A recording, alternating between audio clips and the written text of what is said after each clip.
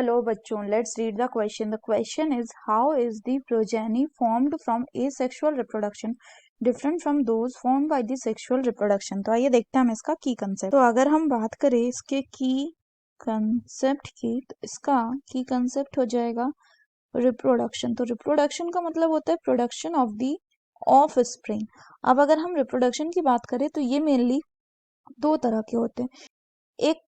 एक को कहा जाता है आपका एसेक्सुअल रिप्रोडक्शन एंड दूसरे को कहा जाता है आपका सेक्सुअल रिप्रोडक्शन। तो अगर हम एसेक्सुअल रिप्रोडक्शन की बात करें तो इसमें सिर्फ सिंगल पेरेंट जो होते हैं वही इन्वॉल्व होते हैं in the production of offspring. Single parent is involve.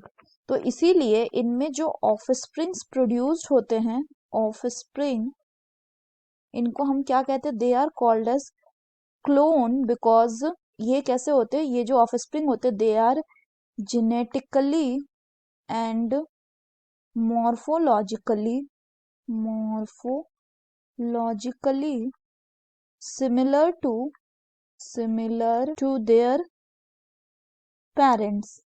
वहीं अगर हम सेक्सुअल रिप्रोडक्शन की बात करें तो सेक्सुअल रिप्रोडक्शन में क्या होता है कि इसमें दो पेरेंट्स का इन्वॉल्वमेंट होता है। सो टू पेरेंट्स आर इन्वॉल्व। क्योंकि टू पेरेंट्स जो होते हैं ये इन्वॉल्व होते हैं तो दो तरह के गैमेट बनाते हैं।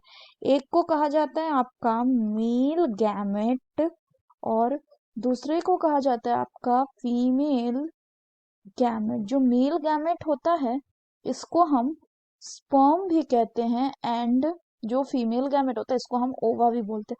और ये दोनों फ्यूज करता है, बनाता है जाइगोट। इस फ्यूजन के प्रोसेस को कहा जाता है फर्टिलाइजेशन। और जाइगोट में चूंकि दोनों पेरेंट्स के जेनेटिक मटेरियल है इसलिए जो सेक्सुअल रिप्रोडक्शन है इसके जो ऑफस्प्रिंग होंगे they will not be genetically and morphologically similar to their parent. यानी सेक्सुअल रिप्रोडक्शन में क्या प्रेजेंट होता है? इनके ऑफस्प्रिंग्स में बच्चों वेरिएशंस प्रेजेंट होते हैं बिकॉज यहाँ पे क्रॉसिंग ओवर रिकॉम्बिनेशन जैसे प्रोसेसेस होते हैं। So that's all for the question बच्चों। Hope you understood it well. Best of luck.